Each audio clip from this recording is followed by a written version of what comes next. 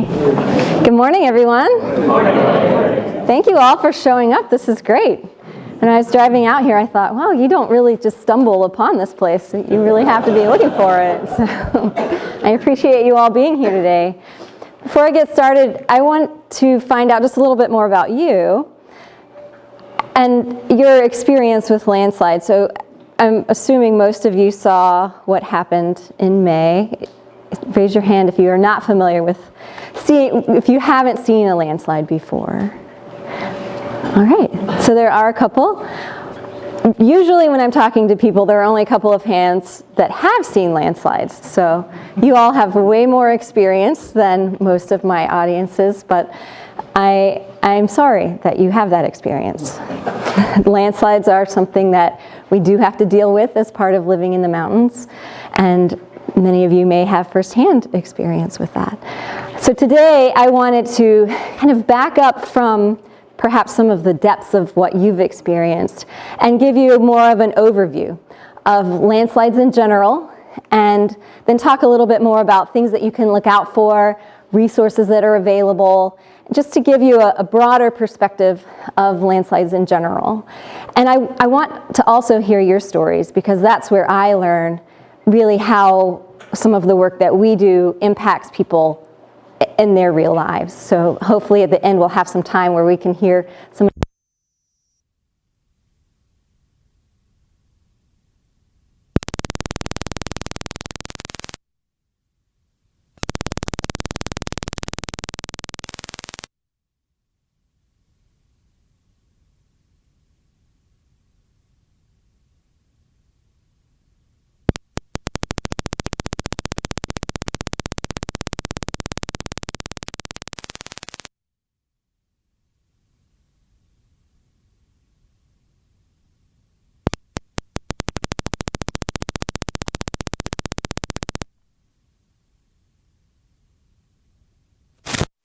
is one that happened in January.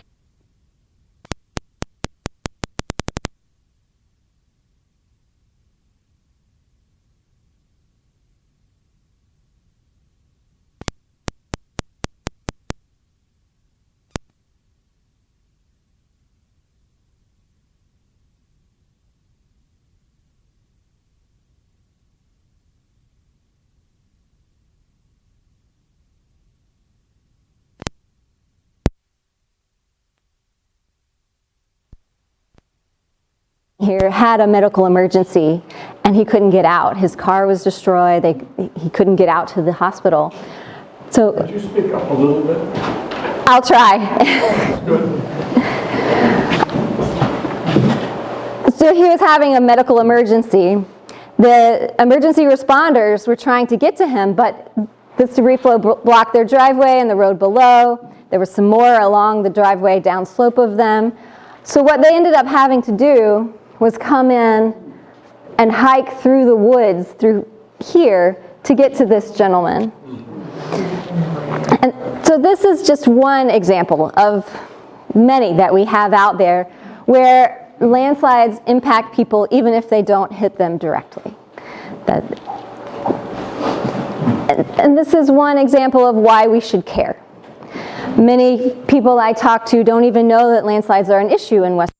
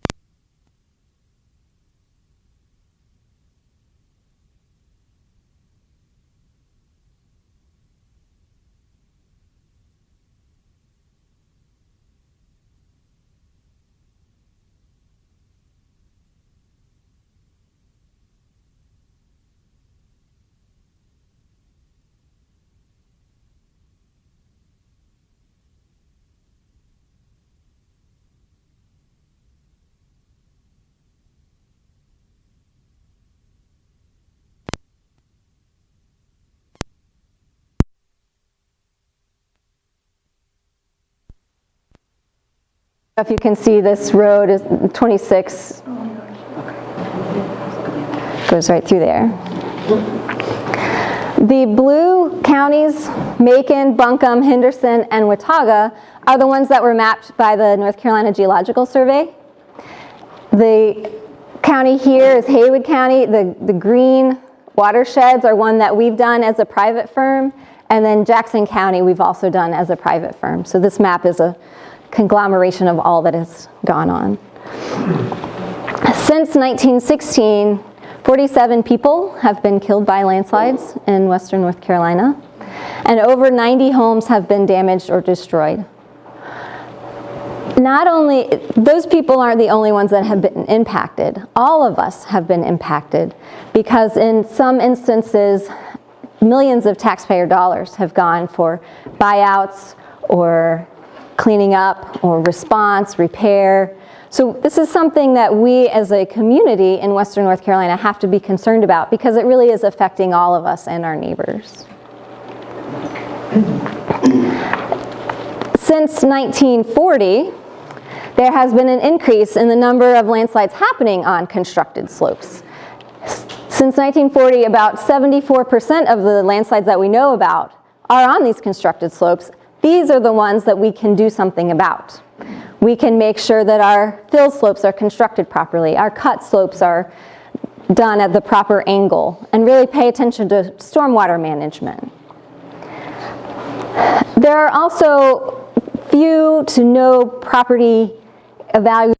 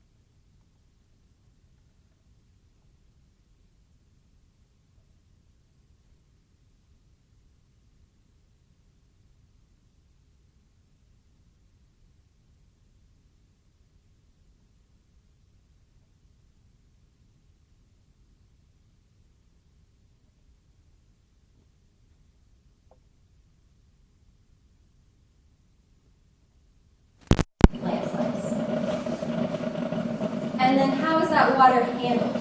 Is it concentrated into culverts that then go into streams, or are they blocked culverts and then it flows over roads, and that can cause some problems? So all of these things are things that can cause natural landslides that happen on natural slopes. And we also have landslides that happen on man-made slopes that I mentioned. So all of these factors are still at play, but then you also have poor construction practices, or unmanaged stormwater, neglected maintenance. Perhaps a neighborhood just doesn't have the funding to make sure their ditches are cleaned out, which can lead to additional problems if water is flowing where it's not intended to flow. So I wanted to give you a little bit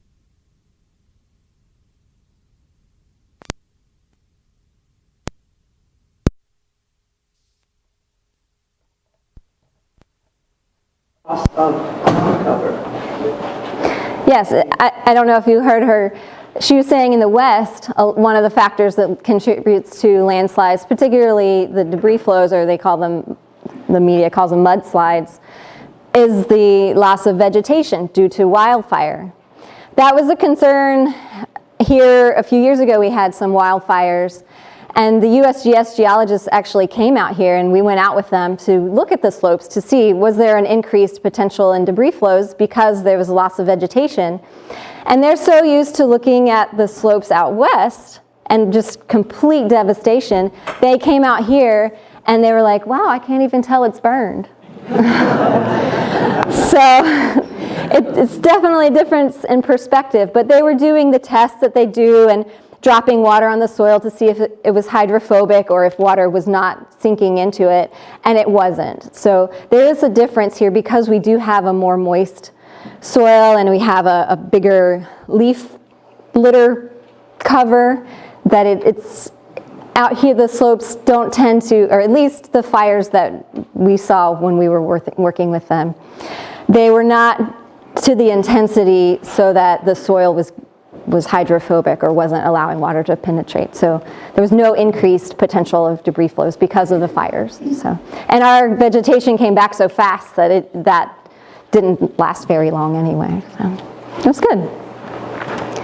So I wanted to teach you some landslide nomenclature so that you understand some of the terminology that I'll be using going forward at this talk.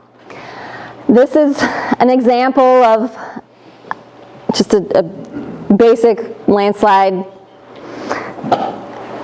with the different type or different features pointed out. What we call the upper portion of the landslide is the head. The upper area where the soil becomes exposed when these blocks drop down, that's called the scarp. Sometimes just upslope of the scarp we'll get cracks in the soil. Those are called tension cracks. The plane along which the soil is sliding is the rupture surface. Sometimes, in this case, this is a rotational slide. The blocks will actually tilt a little bit and you'll get some benches. So these are, here in this figure, these are tilted blocks. Down at the bottom, this is called the toe. And oftentimes we'll have a deposit of debris down at the toe. So now here's your Geology 101 on landslides. The naming convention that we use is a combination of the type of material and the type of movement. So for example, we have rocks that fall, we call rock fall. Rocks that slide, rock slides. We also here have weathered rock, so rock that has kind of turned to soil almost, but it still has some of the mineral characteristics within it. We call those weathered rock slides. Sometimes we'll have debris slides where the soil just completely, it doesn't have any characteristics of rock, or maybe it's made up of colluvial soil, so soil that has broken up and kind of gone down the slope slowly. So sometimes that will slide, and sometimes it will flow, and I'll show you examples of all of these. And sometimes we get a combination of all of these. So I'll show you some pictures of rock fall, rock slide, debris slide, weathered rock slide, and debris flows. And debris flows are mostly what you saw that happened here in May. So on the slide you had bedrock on the left and then engineered soil on the right. So is the depth of soil before you get to rock much deeper than on the engineered soil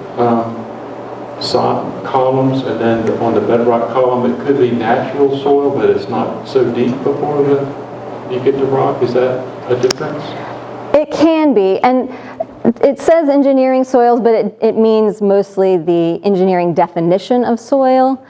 Debris can be a natural soil. So the technical difference between debris and earth is that greater than 80% of the fines are sand-sized or greater, and earth is less than 80% of the fines are sand-sized or greater. So it just means that debris is like coarse material, sands, cobbles, boulders, and earth is just fine material. But they don't have to be engineered. It can be a natural soil that has these engineering properties. So that's a little unclear, sorry about that. But you can get really deep weathered rock too. The depth to rock can play a role in if it initiates or not, and particularly in the debris flow categories. But the Highway 9 slide up here, it was just really deep weathered rock. Like, I don't know how deep it ended up being, but 60 feet, something like that. So, yeah. Did that answer your question? Yes. Okay. So I'll go through and show you some examples of these just to round out your landslide knowledge. And I should say that the term landslide is an umbrella term that means any type of slope movement.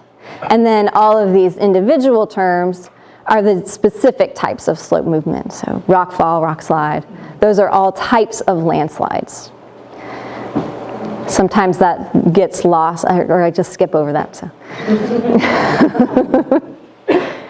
Here's an example of a rock fall near my hometown. I grew up in Highlands, North Carolina.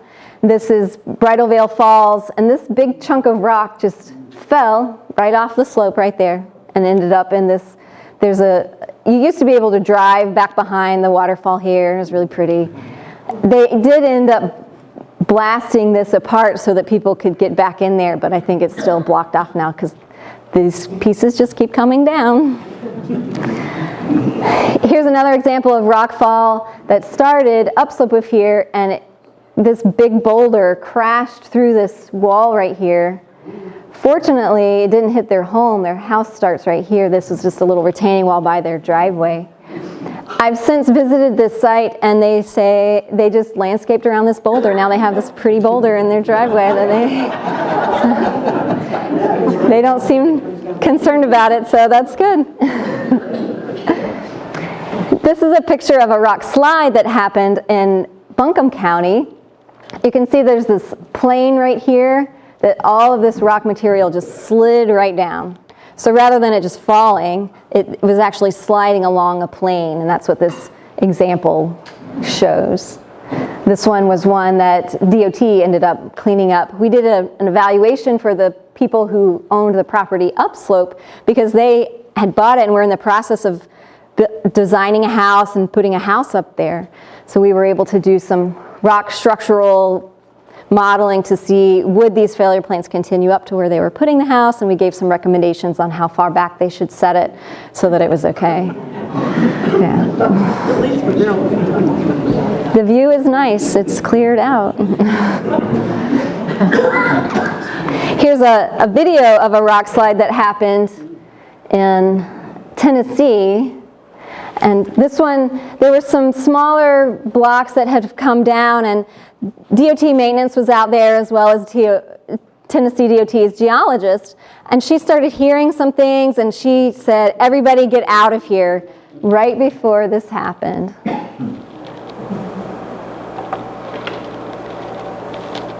You can see the rain coming down, and the news happened to be out there.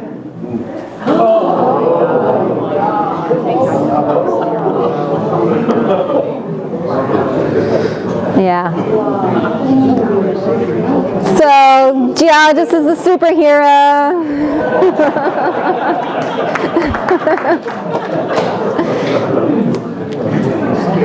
Yes, very scary. Fortunately, nobody got hurt, so it was good. Fortunately, the guys listened to the girl. Exactly.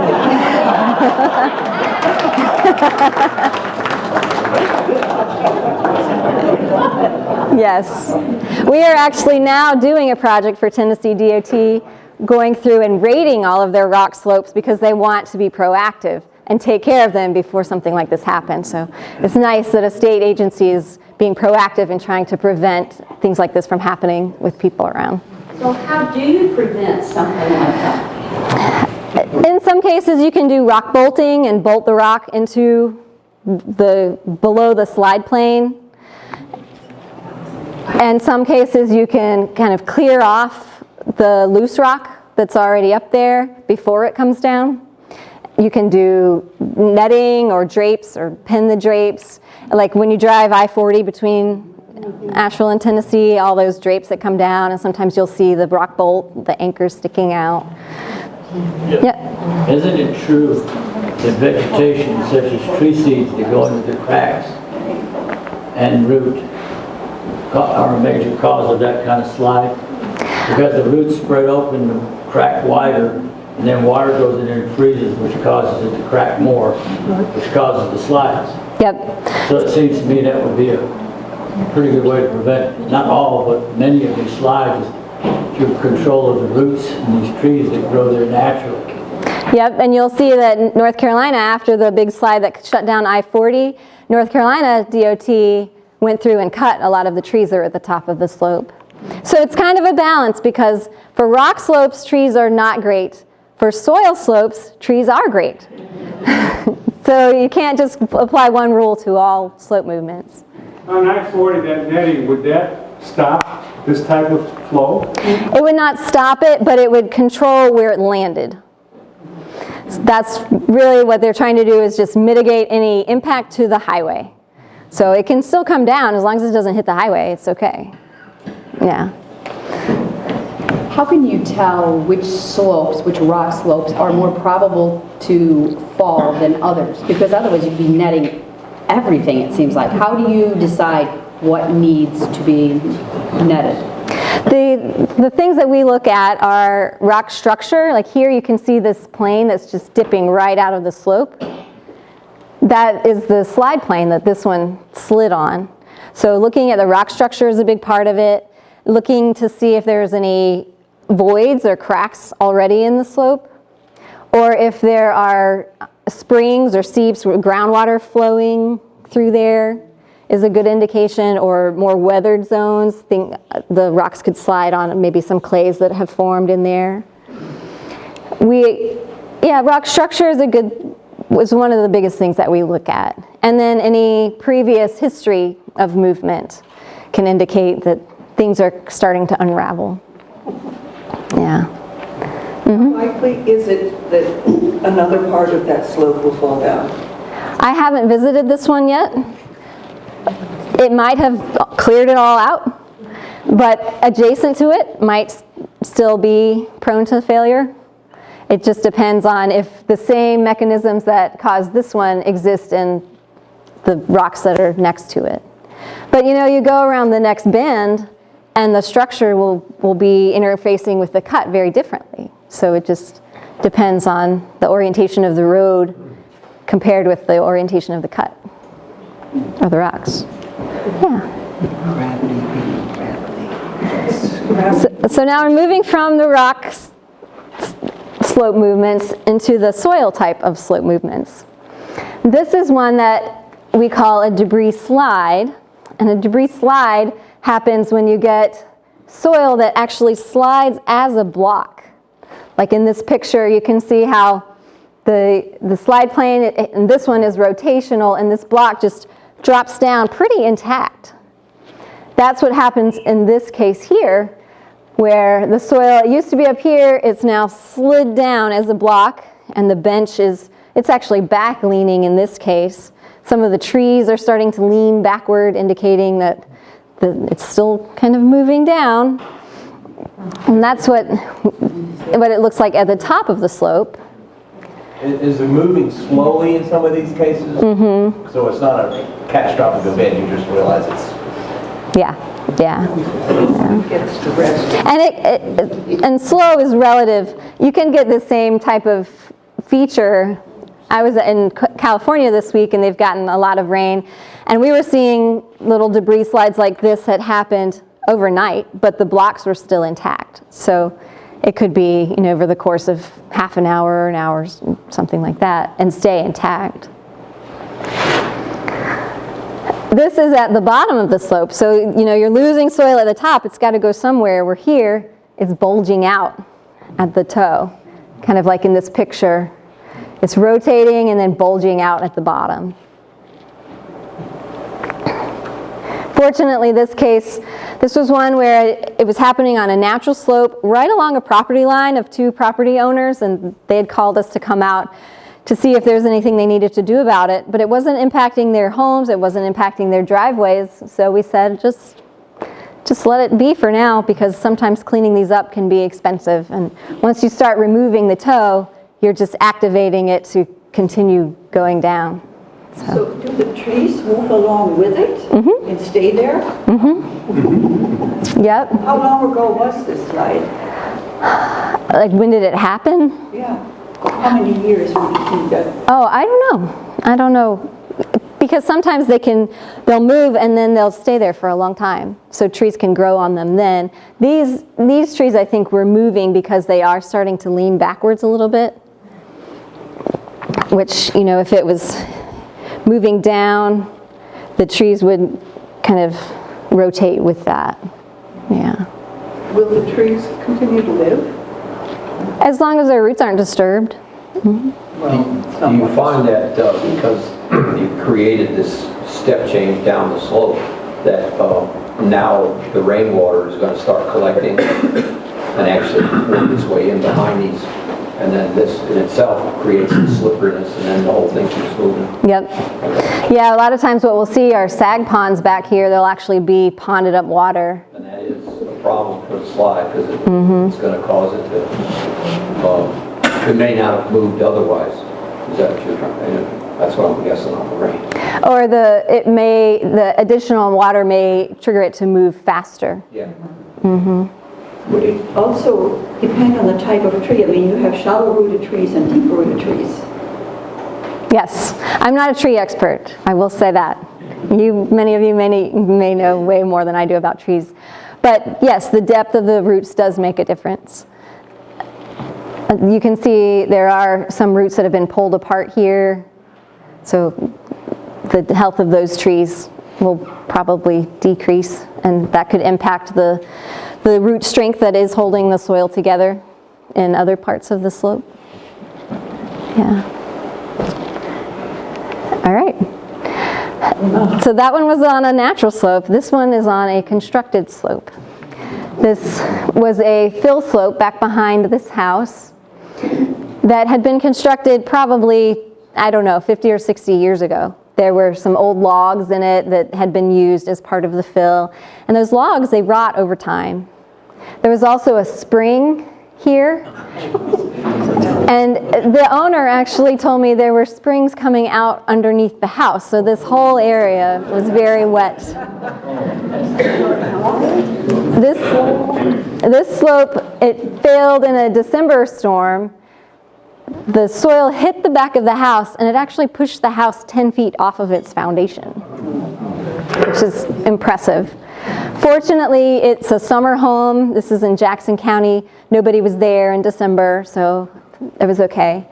The owner did ask if I thought that he should rebuild in the same location. I said I didn't think so. Mostly because of the water and this loose soil up here. Excuse me. Yes. When there's underground water like this, some of it may actually become enough volume to have a stream. Is there any way to divert, tap, extract the water to reduce that problem?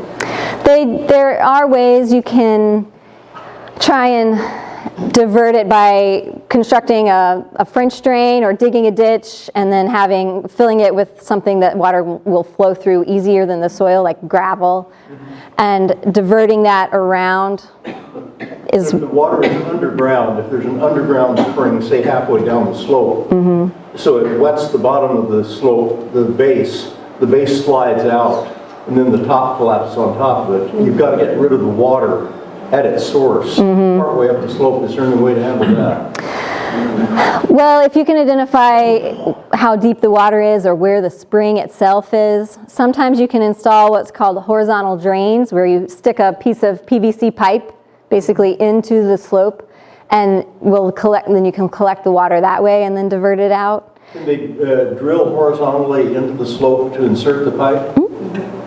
DOT often uses that as one of their quick fixes for some of these larger slides that are along the edge of the roadways. Yeah. Yeah, so you can, well, engineers will tell you can engineer your way out of anything. So if you have enough money, it's probably true. But does it look like anything you want to live with after? Yeah.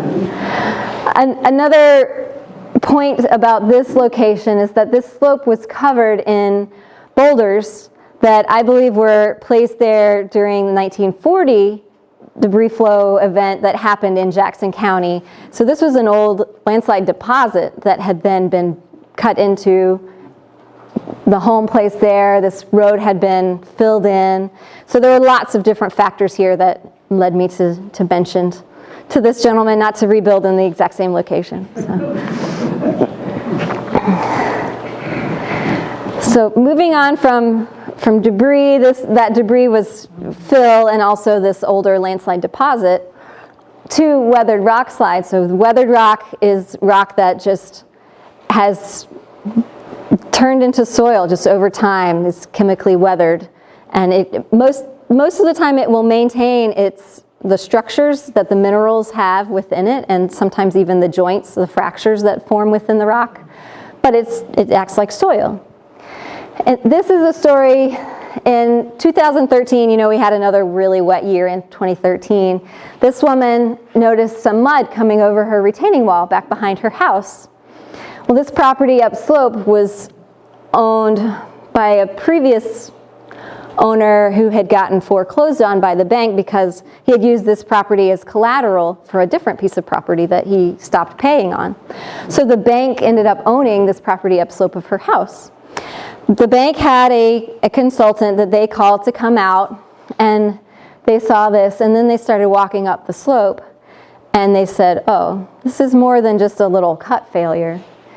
So they called us to come in and help out along with the geotechnical engineer, and it ended up going 600 feet up the slope. This is after they'd done all of the mitigation, but before, this was all trees. There were some scarps up in here. There was lots of water, lots of springs coming out. And there was this little cut down at the toe. And what we think happened is that with all that rain and just that little cut that had taken out, this whole slope started sliding on a really shallow former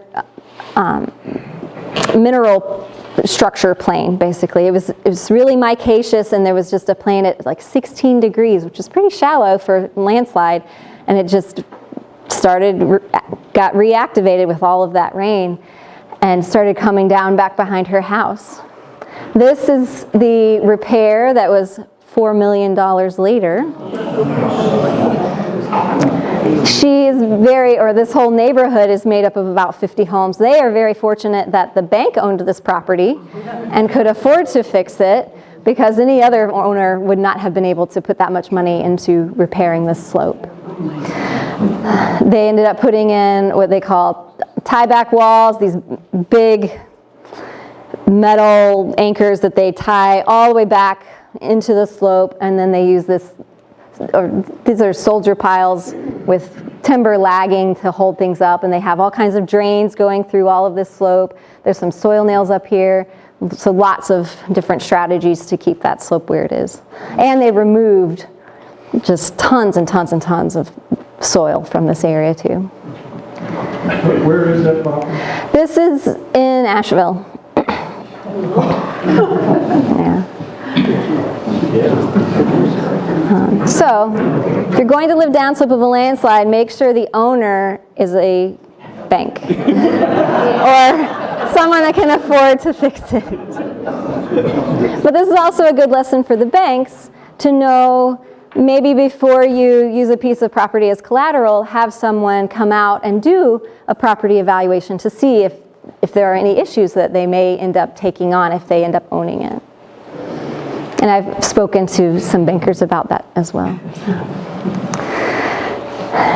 So those are slides that are moving as intact blocks. Now we're moving on to debris flows. And debris flows are where the soil actually breaks up and starts moving as mud down the slope, picking up more rocks and trees. This is a tree dam from a debris flow that happened in 2004 in Macon County. This is what the head area of one of these debris flows can look like.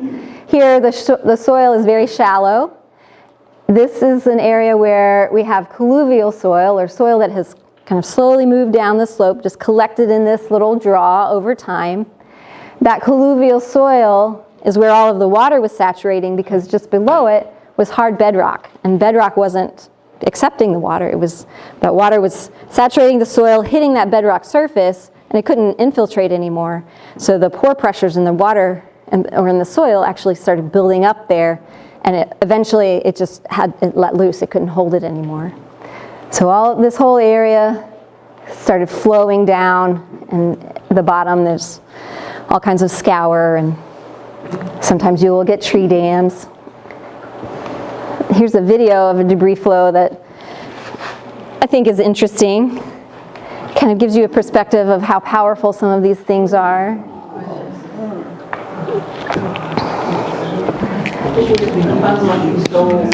That's similar to what happened with Suratt. Is that water mostly? Is that mostly water or is Water and mud and rocks.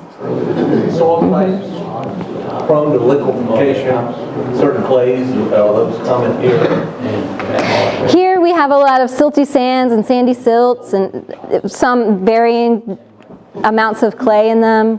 So these are ones that are maybe even a little bit less clay because water is still flowing through it a little bit. Yeah, so they're not necessarily clay soils. Where was that? This video, I'm not sure. It was from YouTube.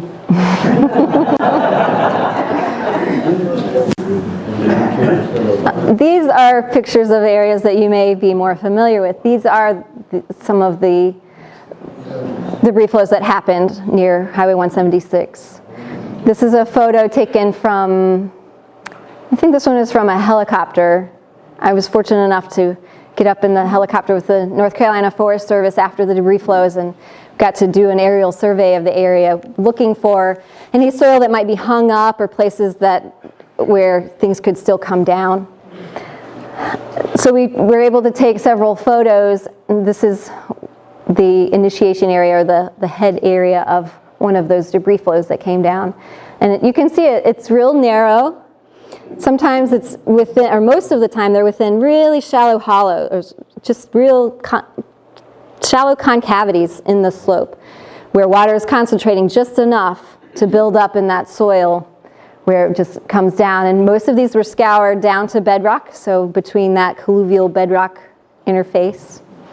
Here's a picture of one of the debris flow tracks that I hiked up, and you can see it just scours through the drainage. And sometimes it will deposit mud, sometimes it will scour it out.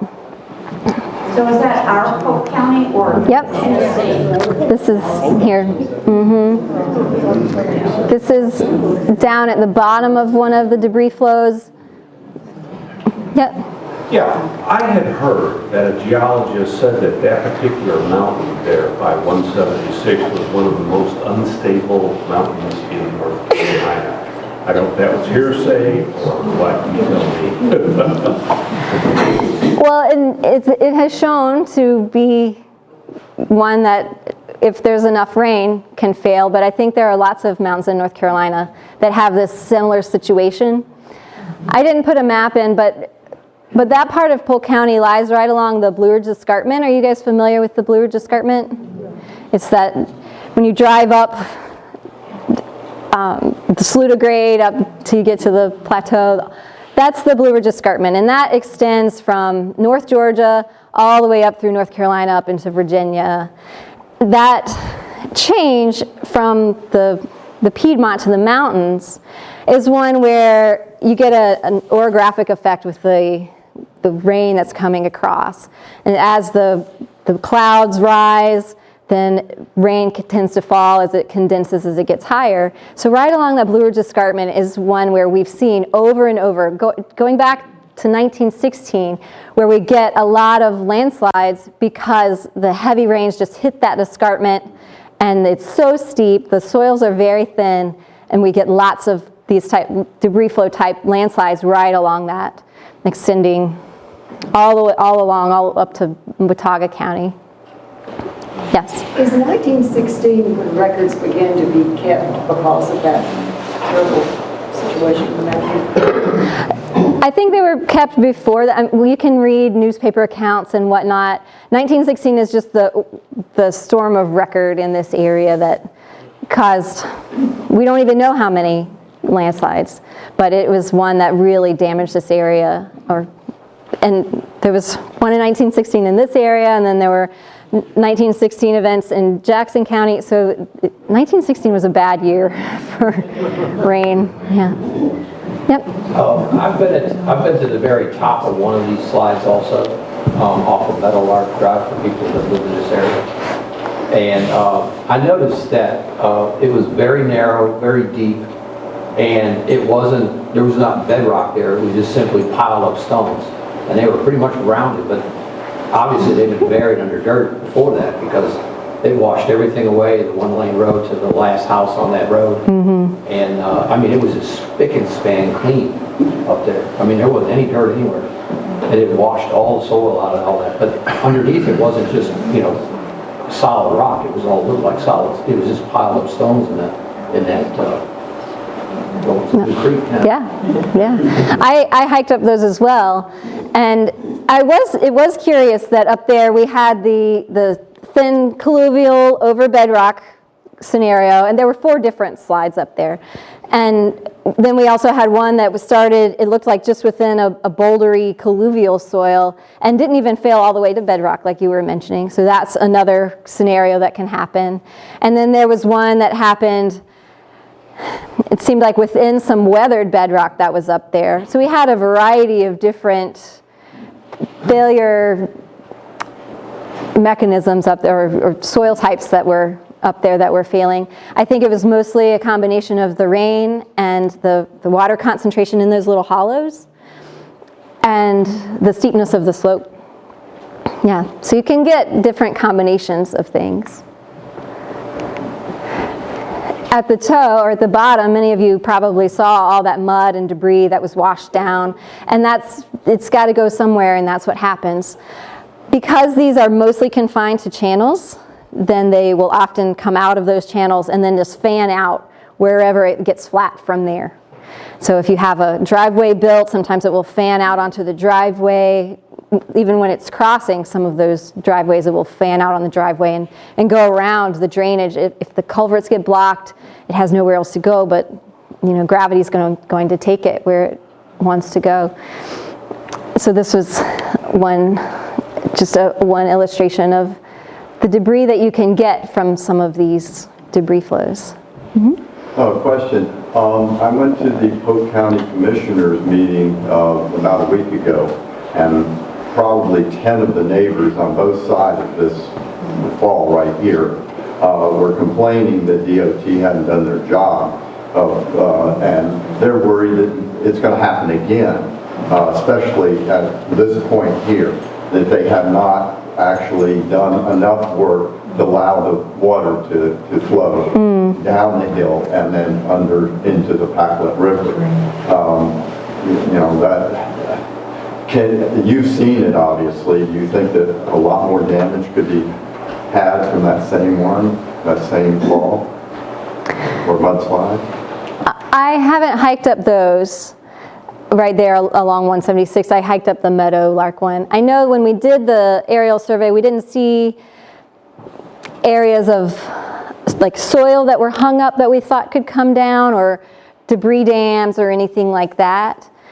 That's not to say that the similar conditions don't exist up there in other areas that didn't fail. It was too steep for us to try and get up above the cliffs where these started. So there is still soil up there. I haven't been down along 176 to see what DOT has done as far as cleaning out the ditches and culverts and stuff. So, but as you look at that photograph, it's just there. So is there still a lot of dirt up there, or is it down to the bedrock, like with the Meadowlark that you saw? Is that down to the bedrock, and therefore you don't have to be as concerned? So we know that it's bare here. Okay. I don't know if there are other portions upslope that might slide or coming from the side. There may not be. In some cases, there were little side drainages that would come in, and some of those failed. I don't know if there are others that didn't. So does that become like a waterfall, though? So when it rains, that thing is so clear now, does it just really become like a waterfall? Yeah.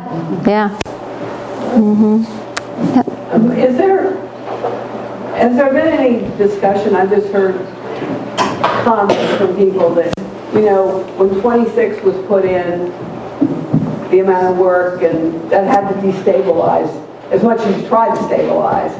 And then coming off Howard Gap Road, down the back of Saluda, there's been some not stellar development roads put in that go towards the path, towards 176 in the valley. Is there a thought that some of the work that was done up there has kind of caused a little shift and, you know, contributing, as more happens up there, is that going to threaten that valley more? I can't speak to the construction of I-26 or Howard Gap Road. These that were up along the escarpment that started on natural slopes were not impacted or influenced by any change in the water flow, as far as I know. Where there was one debris flow that happened where the water was coming off of 26, and there's kind of like a drainage right there where it can flow down, and you might have seen it. It was really flowing in May, and then it goes down into the Pacolet River Valley from there. And that concentration of water, I think, may have contributed to whatever happened in that drainage area. Do you think there'll be any kind of, I mean, as development up happens, when somebody wants to get approval for new road, new development, have there been comments from the state or any suggestions about doing some research on what the lower impact is going to be below them? I don't know of any, but I haven't kept up with what's going on locally. The county commissioners would be a good place to start to ask. Clearly, this wasn't a DOT caused thing. No. This was natural. And you say one fatality, that includes the TV crew? No. The TV crew, I wasn't sure if that one was landslide triggered or from rain and the tree falling over. I don't know if the stability of that tree was impacted by a landslide that then caused it to fall over or not. Yeah. With the big slide on 176, I mean, somebody put a drone out that was pretty illustrative, and it had two slides like that coming off that really steep slope, and then they met up above what's now like a big waterfall. So they came around and met that, and then just ripped the heck out of the side of the mountain. What happens what's in between those two chunks? The two narrow chunks above it are still suspect, aren't they? What keeps that from going? So I haven't hiked that one, so I don't know. But from looking at the topography, there's like a little bit of a ridge between those two. So maybe the orientations of those is a little bit different. If they were to slide, they would have to slide down into the drainage before they came down, rather than that whole big chunk sliding down. But I haven't hiked that one, so I'm not for sure on that. Yep. So you showed us slides of how the DOT has used measures to prevent future landslides impacting the roads. So do you know if the DOT is considering any of that on 176? And if not, how do we as citizens make that happen? The debris flows that impacted 176 are 2,000 feet up the slope. So DOT is not responsible. They're natural. It's just something that happens. So it's not something that anyone can fix or mitigate per se. And so it's out of the DOT's right of way.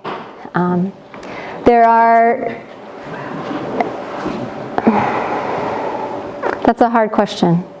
Because there are even other areas, when you go past this area where the mud is so intense and you cross over the Twin Bridges, there are areas where you see rock slides and landslides.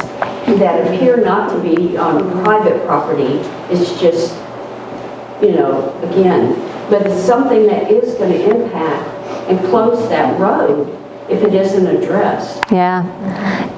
DOT tends to stick to their right-of-ways because they don't own the property up the slope. So they'll do, they may, I don't know. I haven't talked to them about their plans. They put nets, they own the property above the nets. Or they have a right-of-way with the property owner. Mm-hmm. Yeah. Yep. In your opinion, in order, you know, we're talking about solutions and fixing things, and it's always an issue of money. And the best thing to do is if you can avoid having it happen rather than have to deal with it afterwards. So I would say some of that now, sometimes it's just natural and there's nothing you can do about it. But the ones where you can, by better regs, you know, better development standards, you know, better approval where and where not to build, that pretty much, I mean, I would say certainly you guys or, you know, engineers in your field can certainly contribute to advice. But, I mean, from your experience, the only way to do anything with that is going to your county and dealing with the regs, correct? From a public standpoint, yes. Who do you put pressure on? Yes. I mean, the only way, you're not going to do it from a state level. No. It's going to be a county level. Right. Yeah. And then individuals, you know, they can, if they're concerned about their own, they can do something about their own property and maybe working with their neighbors, but yeah. Again, but if their problem is caused by, you know, poor development standards or whatever, and they don't have the money to fix it, you've got to go to the source of the problem. Right, yeah. So it's yeah, and when your neighbors are developing, talking to them and saying, hey, make sure your builder does this right to save yourself money and they're not going to listen. show them some pictures of what can happen, and they might, I don't know. I know, this is the hardest part, because the people who are interested in learning about this are the ones who would be proactive, and the people who aren't interested may not be. So that's the hard part. What's your next slide? Yeah, do you have any more slides?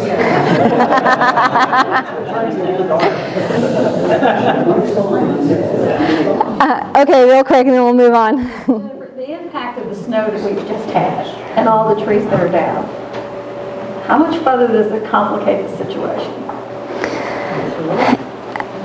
So I haven't done any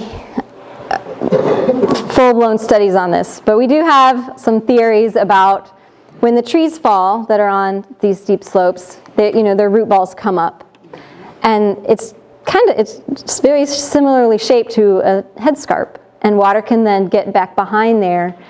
And if water finds the surface, you know, some type of surface where the soil loses its strength, then it can contribute to additional failures. But this is a theory. It's just kind of based on what we see.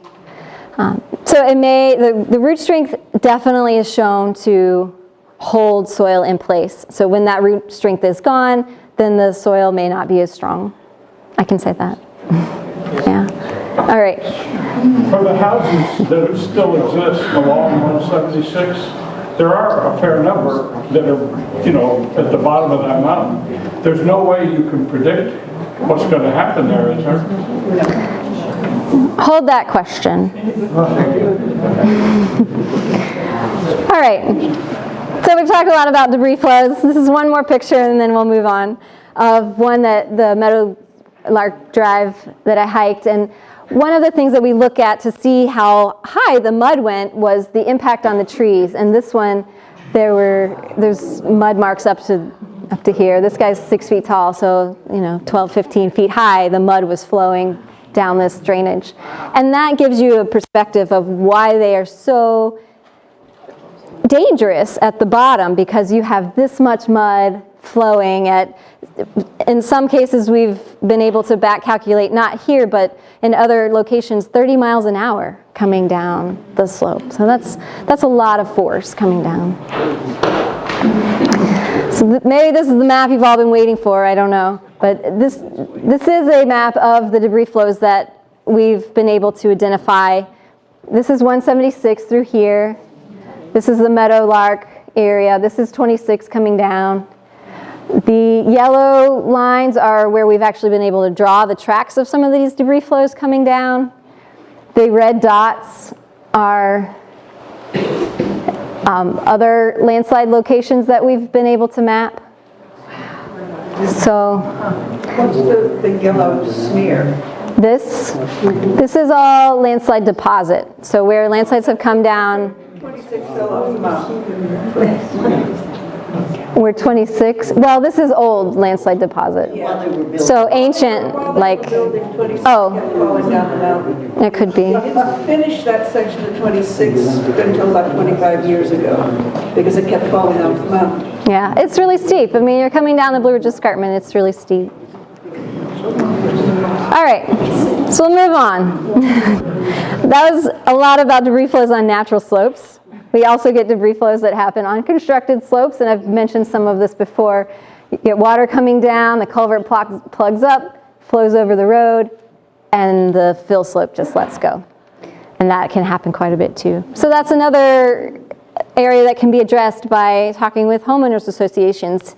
Do you have funding for a maintenance plan? Because it's really important to keep your ditches clean, because this neighborhood had several of these and it was going to be $500,000 for them to repair it.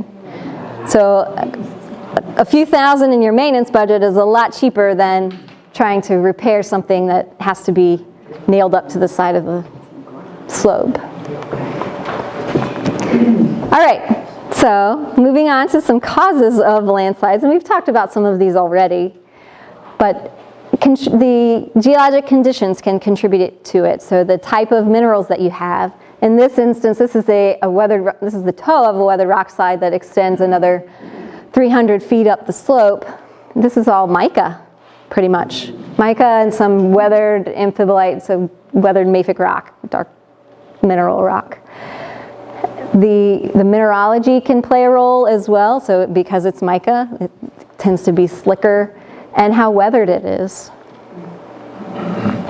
We've talked about the soil types. This is another example of the colluvial soil on top of bedrock, but it can also fail within colluvium, within weathered rock, so the type of soil that we have can play a role.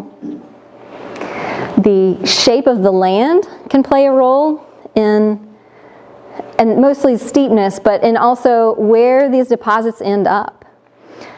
We use topography to map a lot of these deposit areas because landslides have been happening here for millions of years. And we can see evidence of that in the topography. North Carolina has a topographic model that's based on what's called LIDAR, or laser-derived topography or elevation points. And then you make a surface out of that. And you get a really nice representation of what the slope actually looks like.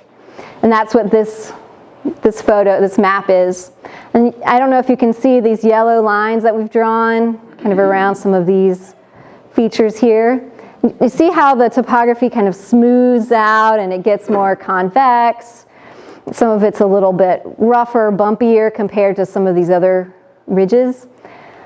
Because we've done this for so many years, we're able to recognize what the morphology looks like, or the shape of the slope looks like, where these old landslide deposits are. So this whole area, at some point, landslides have deposited just rocks, boulders, all this unconsolidated material over, could be hundreds of thousands of years, but that's where it ended up. And the reason that we map this is because where landslides have happened in the past, they often will happen again. So we know that these drainages might be more prone to having landslides because they've happened before. I assume that's a house in that white square? Oh, no, that's just to show that yellow means deposit. Gotcha. Yeah, yeah. It looked like there was a driveway. Oh, I should put a scale on this. This is an entire valley. Yeah, yeah. And a lot of times these deposits will look like just boulders in soil that have no specific orientation, just really unconsolidated. material. So here's an example of why it's important to know where landslide deposits are. This one, when we were with the Geological Survey, we mapped this deposit in this area. And then in 2013, this whole, see that yellow line, outline there? That started moving. And this gentleman who owns this home right here called the North Carolina Geological Survey. They came out and mapped. What they found was an older landslide scarp in this area, and then the recent area, and then a new scarp that went right in front of this gentleman's house. Here's a zoom in of the area that was moving. And what happened was the woman down here wanted to cut out this toe for an additional part of her driveway or something like that. So she cut this toe out, and just having that little bit of deposit area, that slope cut out, triggered this entire length to start moving down the slope. And so he had some cracking in front of his house. This is the bulge down at the toe. And these are the scarps that were right in front of his house in 2013. He did hire an engineer, and one of the pieces of advice he got was just move your house. It's going to be way cheaper. So he did. He moved it from here to over here. It seems to be doing fine, but these are the scarps now. So they have extended quite a bit. But fortunately, he's okay, his house is okay, and he's just dealing with the slope moving as he has to drive over it. But it's just another example of how what someone does downslope can impact you upslope, and being aware of where you live makes a difference. We've talked about groundwater and surface water. Springs can be a good indication of there's water flowing through the slope, and sometimes that can lead to slope movement. That's the little mud spring there. So what can we all do about it? Well, you're doing it today. You're becoming educated about what to look out for, some resources, just learning more about these things. And I'll give you some things that you can look for if you're out and about and just wondering, do I have slope issues on my property? Or you can pass these on to folks who may be considering buying a place or building a place. So I'll talk about all of these as we move forward. So first, if you see cracks in the ground, it may be evidence of landslide issues. This is one that happened in 2013. The family who owned this home, they moved up from Florida, put all of their retirement money into this house. This was going to be where they ended up. Then this gentleman started getting some health issues. The wife, in 2013 we were getting just rain event after rain event, and she noticed some cracks developing in their driveway. So every time it rained, she'd run out there with the tarp and cover them up, and then she'd uncover it so they could park, and back and forth. And eventually, I guess she had talked to a neighbor who had an excavator who came out and started excavating the slope trying to repair it. And what he found was that it was full of trash and car parts, and it had just not been built properly, unfortunately. And the builder was, of course, long gone. So that's where we interacted with these folks, was kind of at that point in the story.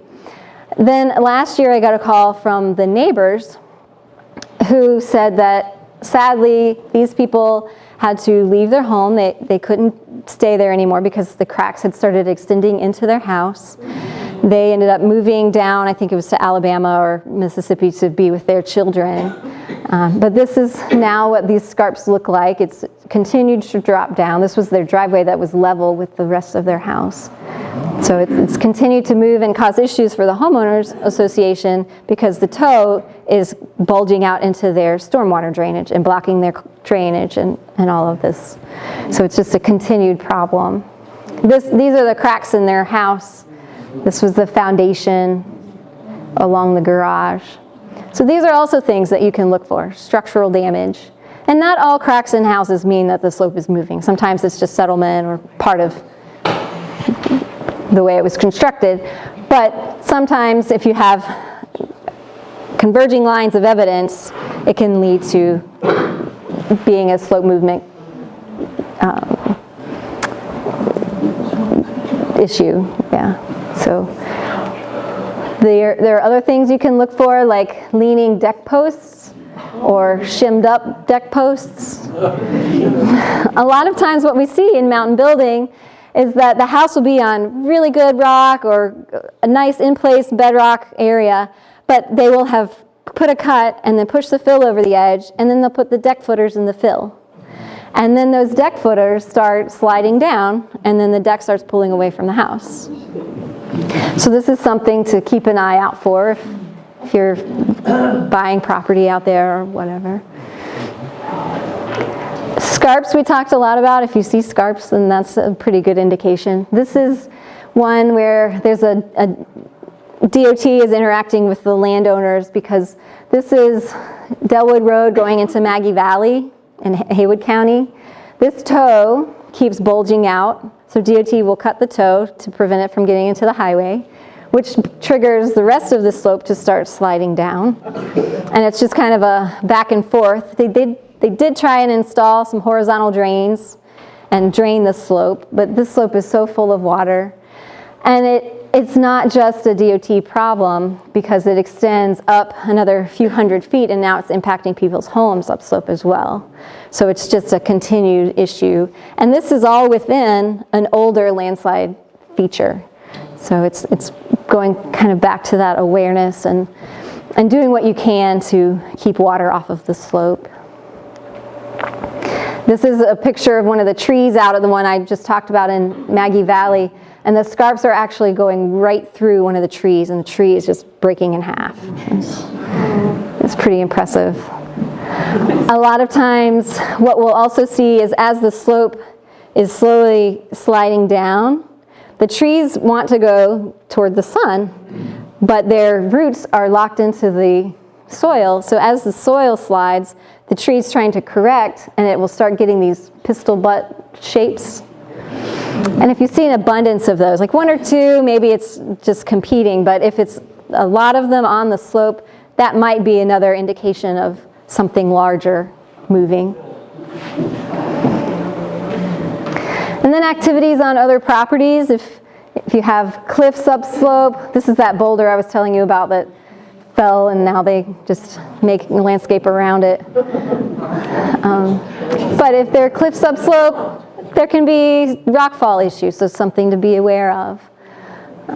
This is a cliff here, and then all of these boulders are downslope, and this property is next door to this one. So. Using the landslide maps is another way to become aware. And now this last fiscal year, the legislature did allocate funding to the North Carolina Geological Survey, so landslide hazard mapping is in the process of getting started up again by the state, which is great, because there are still like 13 more counties that need this information so that they can use it.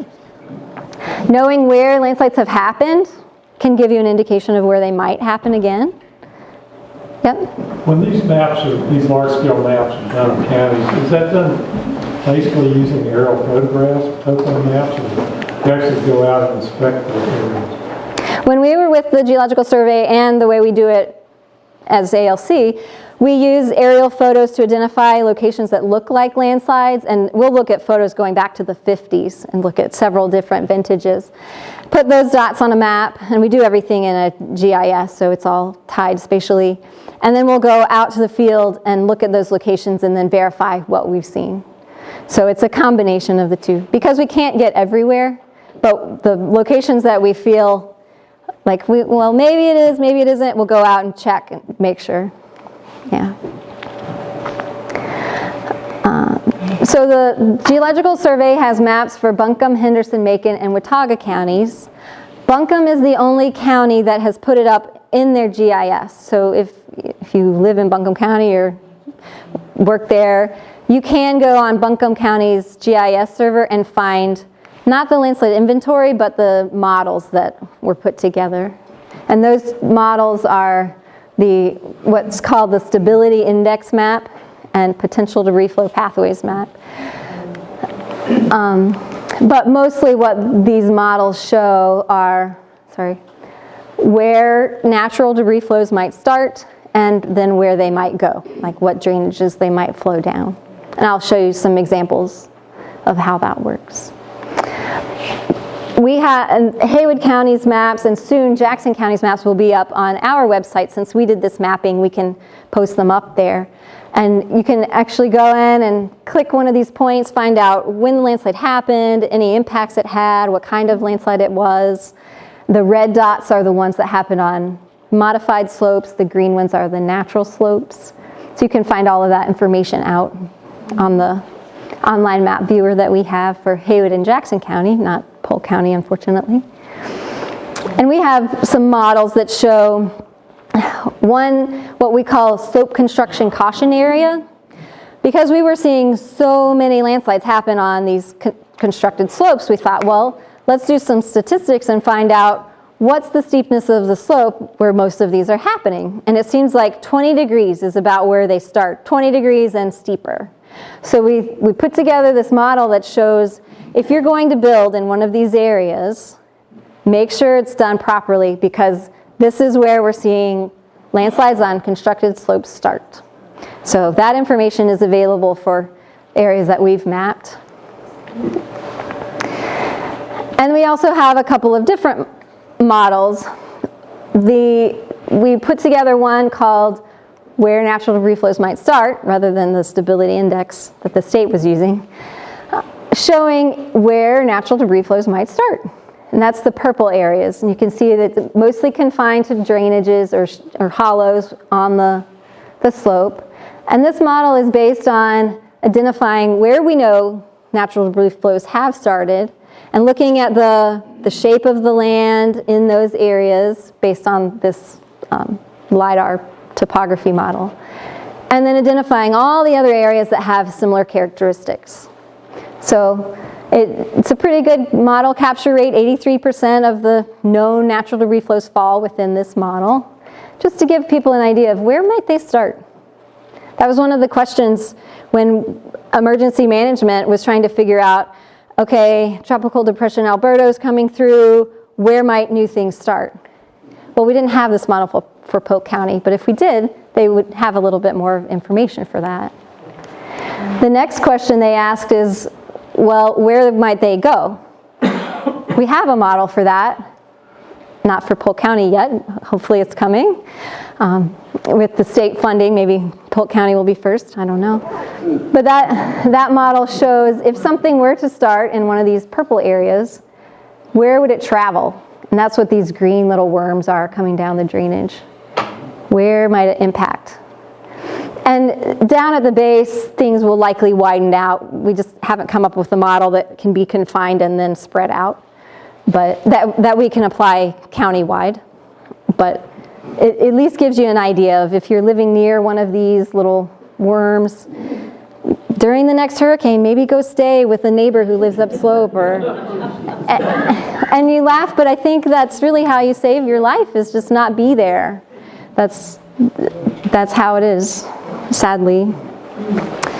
But if you are buying a piece of property and deciding where you want to put your house, maybe set it back from the stream, because that's where these tend to come down. And this is what the model looks like when you bring it up on our online map viewer. So you've got the inventory that we've collected with the landslide points, and then the outlines of the tracks that we've actually mapped, and then the model underneath. And we didn't want to leave people hanging out there with all this map but no information about it, so we put together a user's guide, and I hope that the state will consider putting something like this together for the future maps that they develop, just to walk people through what do these features mean, because these maps are not always intuitive. Sometimes you need to be walked through or have someone talk to you for an hour about what they mean. So we've made it. You all now have a better understanding of the types of landslides that can impact you, and now you know a few things to look out for, maybe some resources, and if you have any questions, please let me know. I left business cards at the back. You can contact me, and yeah, thank you all for being here.